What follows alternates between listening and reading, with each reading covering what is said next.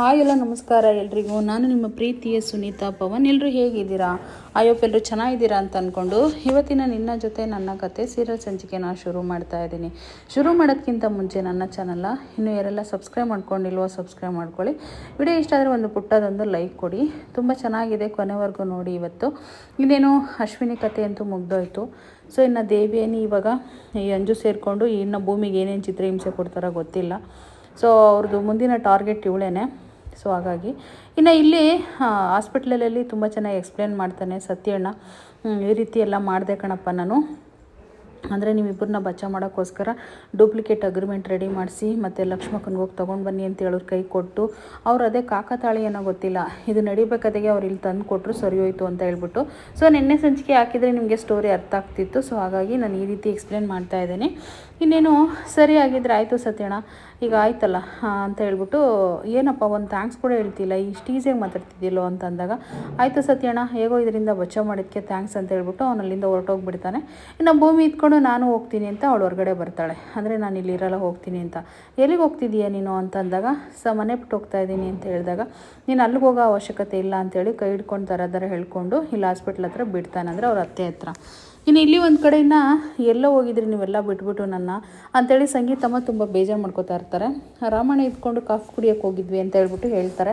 Coffee ಕುಡಿಯೋಕ್ಕೆ ಇಷ್ಟೊತ್ತು ಹೋಗ್ಬೇಕಾ, ಅದು ಎಲ್ಲರೂ ಒಟ್ಟಿಗೆ ಅಂತ ಹೇಳ್ಬಿಟ್ಟು ಹೇಳಿದಾಗ, ಸುಮ್ಮನೆ ಹಾಗೆ ಹೋಗಿದ್ದೀವಿ ಹೊರಗಡೆ ಅಂತ ಹೇಳ್ಬಿಟ್ಟು ಏನೋ ಒಂದು ಹೇಳಿ ಮ್ಯಾನೇಜ್ ಮಾಡ್ತಾರೆ. ಸೊ ಇನ್ನು ಸತ್ಯ ಅಂಜು ಇವ್ರಿದ್ಕೊಂಡು ಅಜಿತು, ಸರಿ ಆಯಿತು, ಈಗ ಒಂದು ಕೆಲಸ ಮಾಡಿ, ನೀವೆಲ್ಲ ಕಾಫಿ ಕುಡಿಯೋಕ್ಕೆ ಹೋಗಿದ್ದೀರಲ್ವಾ, ಈಗ ನನಗೂ ಏನೋ ಕುಡಿಬೇಕಂತ ಅನ್ನಿಸ್ತಿದೆ, ಅದನ್ನು ತಂದು ಕೊಡ್ಬೇಕು ಇವಾಗ ಅಂತೇಳಿ ಕೇಳ್ತಾರೆ ಸಂಗೀತಮ್ಮ. ಸೊ ಹೇಗಾದರೂ ಮಾಡಿ ಇವ್ರಿಗೆ ಗೊತ್ತಾಗತ್ತೆ ಬೇಡ ವಿಷಯ ಅಂತೇಳ್ಬಿಟ್ಟು ಮುಚ್ಚಿಡ್ಬೇಕಂತ ಅಂದ್ಕೊಂಡಿರ್ತಾರೆ.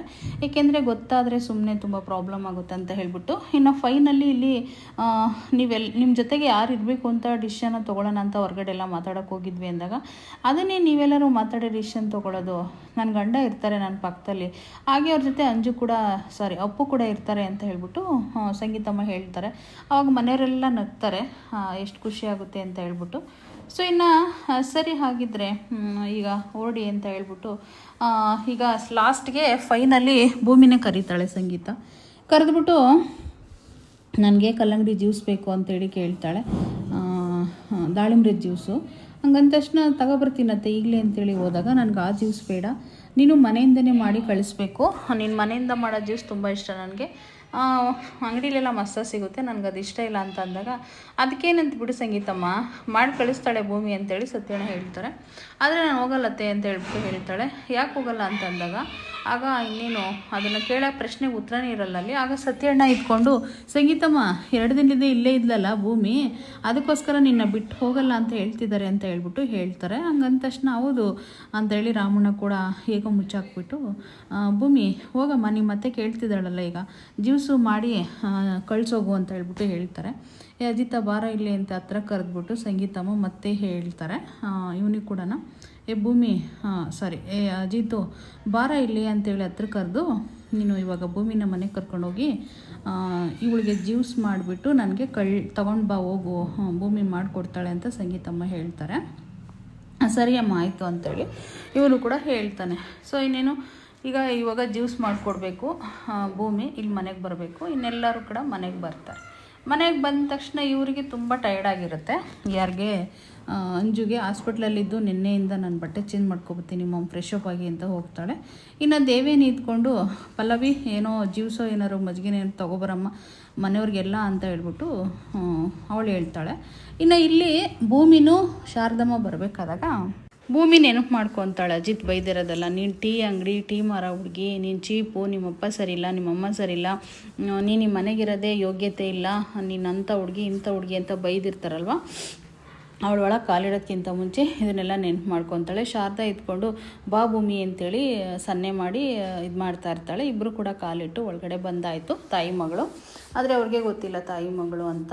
ಇನ್ನು ಇಲ್ಲಿ ಒಂದು ಕಡೆ ಶ್ರವಣ್ ತುಂಬ ಬೇಜಾರು ಮಾಡಿಕೊಂಡು, ಆ ಡೂಪ್ಲಿಕೇಟ್ ಅಶ್ವಿನಿ ಜೊತೆಗೆ ಕಲ್ತೆಲ್ಲ ಮಾಡಿದ್ನಲ್ವ, ಬರ್ತಡೇ ಇನ್ನೊಂದು ಮತ್ತೊಂದೆಲ್ಲ, ಅದನ್ನೆಲ್ಲ ತುಂಬ ಫೀಲ್ ಮಾಡಿಕೊಂಡು ಬೇಜಾರು ಮಾಡ್ಕೊಂಡು ಕೂತಿರ್ತಾರೆ. ಇನ್ನು ಶಾರದಾ ಊಟ ಮಾಡಿರಲ್ಲಲ್ವ 2 ದಿನ ಭೂಮಿ ಇಲ್ದ, ಪಾಪ ಗಬಾ ಗಬಾ ತಿಂತಾ ಇರ್ತಾಳೆ. ಅದನ್ನು ಅಜ್ಜಿ ನೋಡಿ, ಎಷ್ಟು ಭೂಮಿ ನಿನ್ನ ಹಚ್ಕೊಂಡಿದ್ದಾಳೆ ಭೂಮಿ, ನೀನಿಲ್ಲ ಅಂತಂದರೆ ಅವಳು 2 ದಿನ ಊಟನೇ ಮಾಡಿಲ್ಲ ನೋಡು ಶಾರದಾ. ನೀನಿಲ್ಲ ಅಂತಂದರೆ ಅವಳ ಕತೆ ಏನು? ನೀನು ನೋಡಿದ್ರೆ ಅವಳ ಬಗ್ಗೆ ಯೋಚನೆ ಮಾಡ್ದಂಗೆ 2 ದಿನದಿಂದ ಮನೆಗೆ ಬರ್ದಂಗೆ ಮನೆ ಬಿಟ್ಟೋಗಿದ್ಯಾ ಅಂತೇಳಿ ಹೇಳ್ತಾರೆ. ಇನ್ನು ಅಷ್ಟರಲ್ಲೇ ಸತ್ಯ ಇವನು ಬರ್ತಾನೆ, ನಚ್ಚಿ ಬಂದುಬಿಟ್ಟು ಪಕ್ಕದಲ್ಲಿ ಕೂತ್ಕೊಂಡು ಅದಕ್ಕೆ ಸಾರಿ ಅದಕ್ಕೆ ಅಂತ ಕೇಳಿದಾಗ ಯಾಕೆ ಇದು ಅಂತ ಅಂದಾಗ, ನಿಮ್ಮನ್ನು ನಾನು ಸಡನ್ನಾಗಿ ಫೋನ್ ಮಾಡಿ ಕೇಳಬಾರ್ದಿತ್ತು, ಅಗ್ರಿಮೆಂಟ್ ಮ್ಯಾರೇಜ ನಿಮ್ಮದು ಅಂತ ಹೇಳ್ಬಿಟ್ಟು ನನಗೆ ಏನು ಮಾಡೋದು ಅದಕ್ಕೆ ಅಂಜು ಹೇಳಿದ್ಲು ಈ ರೀತಿ ಅಗ್ರಿಮೆಂಟ್ ಮ್ಯಾರೇಜ್ ಆಗಿದ್ದಾರೆ ಅಂತ ಹೇಳ್ಬಿಟ್ಟು. ಸೊ ಹಾಗಾಗಿ ವಿಧಿ ಇಲ್ದ ನಾನು ಕೇಳಿದೆ ಅಂತ ಹೇಳ್ಬಿಟ್ಟು ಹೇಳ್ತಾನೆ. ಆಗ ಹೇಳಿದ ತಕ್ಷಣ ಸರಿ ಆಯಿತು ಇದು ಅಂತ ಹೇಳಿದಾಗ ಅದಕ್ಕೆ ಸಾರಿ ಅದಕ್ಕೆ ನಿಮ್ಮಿಬ್ಬರು ಅಗ್ರಿಮೆಂಟ್ ಮ್ಯಾರೇಜ್ ಅಂತ ಗೊತ್ತಾದ್ರೂ ಯಾರನ್ನ ಹೇಳಿದ್ರು, ನೀನೇ ಬಂದು ಹೇಳಿದ್ರು ಕೂಡ ನಾನು ನಂಬೋದಿಲ್ಲ ಅಂಥೇಳಿ ನಗಾಡ್ಕೊಂಡು ಹಿಂದಕ್ಕೆ ಬೀಳ್ತಾನೆ. ಆವಾಗ ಭೂಮಿ ನಗ್ಬಿಡ್ತಾಳೆ. ಸಾರಿ ಅಂತೇಳಿ ಕಿವಿ ಹಿಡ್ಕೊಂಡು ಬಗ್ಗೆ ಎದೊಳದು ಮಾಡ್ತಾ ಇರ್ತಾನಲ್ಲ, ಅದಕ್ಕೆ ನಗು ಬಂದುಬಿಡುತ್ತೆ ಭೂಮಿಗೆ. ನಮ್ಮ ಅತ್ತಿಗೆಗೋ ನಗಾಡಿದ್ರು ಅಂತ ಹೇಳ್ಬಿಟ್ಟು ಅವ್ನು ತುಂಬ ಖುಷಿ ಪಡ್ತಾನೆ. ಸೊ ಇನ್ನೇನು ಸರಿ ಆಯಿತು ಅದಕ್ಕೆ, ಈಗ ನೀವು ಅಮ್ಮನಿಗೆ ಅಪ್ಪನಿಗೆ 3 ಜನಕ್ಕೂ ಜ್ಯೂಸ್ ಎಲ್ಲ ರೆಡಿ ಮಾಡಿ, ಅಮ್ಮ ಹೇಳಿರೋದು ನಾನು ತೊಗೊಂಡು ಹೋಗ್ತೀನಿ ಈಗ ಅಂತ ಹೇಳ್ಬಿಟ್ಟು ನಚ್ಚಿ ಹೇಳ್ಬಿಟ್ಟು ಹೋಗ್ತಾನೆ.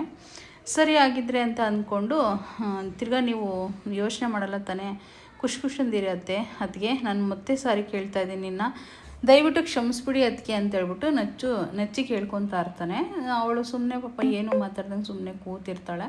ಊಟ ಮಾಡಿಸ್ಕೊಂಡು ಶಾರದಮ್ಮನಿಗೆ ತುಂಬ ಇರುತ್ತಲ್ವ ಶಾರದಮ್ಮನಿಗೆ, ಪಾಪ ಊಟ ಮಾಡ್ತಲೇ ಇರ್ತಾರೆ ತುಂಬ ಬೇಜಾರದಿಂದ.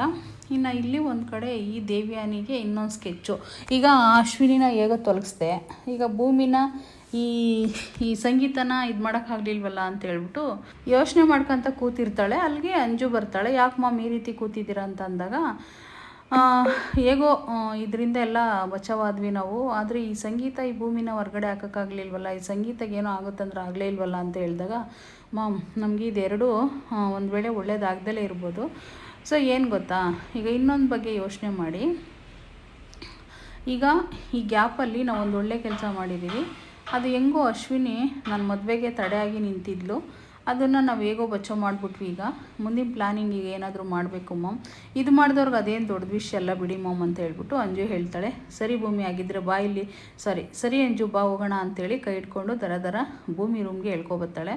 ಯಾಕೆ ಮಾಮ್ ಈ ಟೀ ಅಂಗಡಿ ರೂಮಿಗೆ ಕರ್ಕೊಬಂದಿದ್ಯಾ ನೀನು ಅಂತ ಅಂದಾಗ, ಎಸ್ ಬೇಬಿ ಇಲ್ಲಿ ಟ್ರಂಕ್ ಇದೆ ನೋಡೊಂದು, ಫಸ್ಟು ಅದೆಲ್ಲಿದೆ ಅಂತ ಹುಡ್ಕೊಳ್ದು, ಹಳೆ ಟ್ರಂಕ್ ಇದೆ ಅಂತ ಹೇಳ್ಬಿಟ್ಟು ಹುಡುಕ್ಸ್ತಾರೆ. ಅಲ್ಲೇ ಇಟ್ಟಿರ್ತಾಳೆ ಹಳೆ ಟ್ರಂಕ್ನ, ಅದನ್ನ ಎತ್ಕೊಂಡು ಬಟ್ಟೆ ಪ್ಯಾಕ್ ಮಾಡಿಬಿಡ್ತಾಳೆ ಎಲ್ಲ ಕೂಡ.